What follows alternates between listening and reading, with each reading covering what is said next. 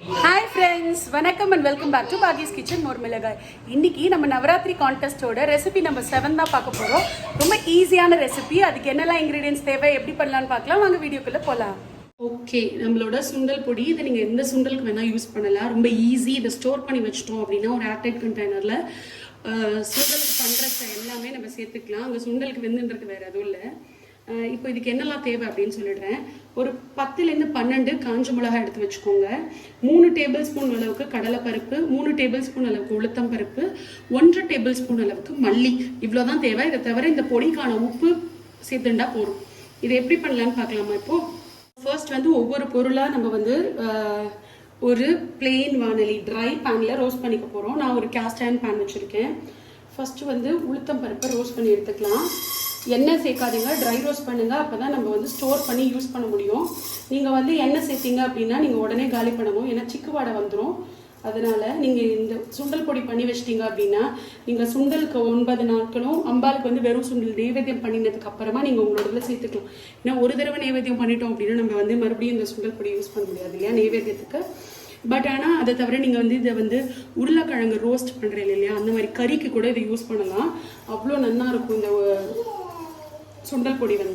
இப்போ இது golden brown ஆகிற வரைக்கும் நல்லா வறுத்து எடுத்துக்கலாம். ஒரு தட்டில் கொட்டிக்கலாம். இப்போது உளுத்தம் பருப்பு செவக்க ஆரம்பிச்சிச்சு. இதை எடுத்துடலாம். எடுத்துட்டு கடலைப்பருப்பு சேர்த்துட்டு போகிறோம். மல்லி கடலைப்பருப்பு எது வேணுமோ நீங்கள் சேர்த்துது. இப்போ மல்லியை வறுத்துக்கலாம். மல்லி நல்ல வாசனை வரணும். சூடு புறப்பட்டு நல்ல வாசனை வந்தால் போதும். படப்படன்னு உங்களுக்கு தெரிக்கும். அந்த லெவலுக்கு வரணும் மல்லியும். அதுக்கு நீங்கள் இந்த பவுடர் சுண்டல் மட்டும் இல்லாமல் உருளைக்கிழங்கு கறி, வெண்டைக்காய் கறி, வாழைக்காய் கறி அதுக்கெல்லாமும் யூஸ் பண்ணலாம். ரொம்பவே நல்லாயிருக்கும்.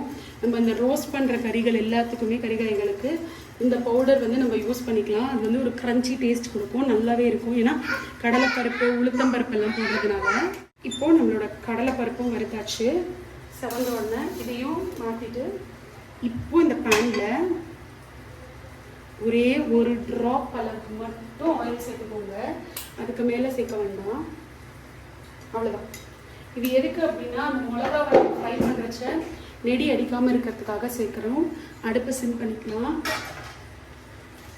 மிளகா காம்பெல்லாம் எடுத்துட்டு மிளகா நல்லா கலர் மாறணும். அந்த லெவலுக்கு நம்ம ஃப்ரை பண்ணிக்க போகிறோம்.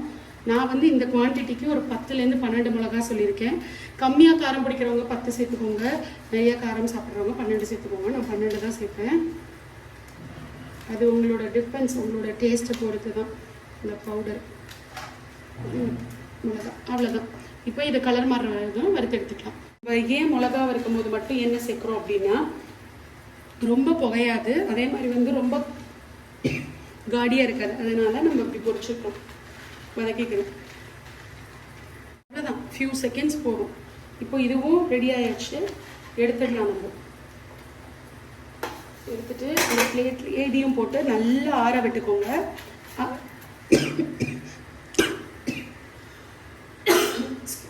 Excuse me.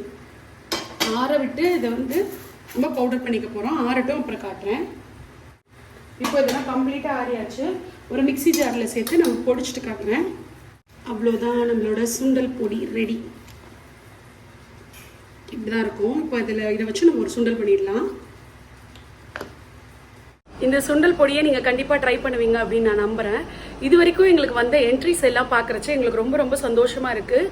இதே மாதிரி நீங்கள் இன்னும் நிறைய என்ட்ரிஸ் வரும் அப்படிங்கிற நம்பிக்கையில் நாங்கள் இருக்கோம். நீங்கள் எங்கள் கூட ஷேர் பண்ணுற எல்லா ஃபோட்டோஸுமே எங்களுக்கு ரொம்ப ரொம்ப ஹாப்பினஸ் தருது. அதனால் நீங்கள் கண்டிப்பாக எங்கள் ரெசிபிஸை ட்ரை பண்ணி இதே மாதிரி ஷேர் பண்ணிட்டுருங்க. தேங்க்யூ ஸோ மச் ஃபார் வாட்சிங் திஸ் வீடியோ. இன்னொரு வீடியோவில் சந்திக்கலாம். அது வரைக்கும் டாடா பை பை. இது பாகிஸ் கிச்சன் மோர்மிளகாய், ஸ்ட்ரிக்ட்லி வெஜிடேரியன்.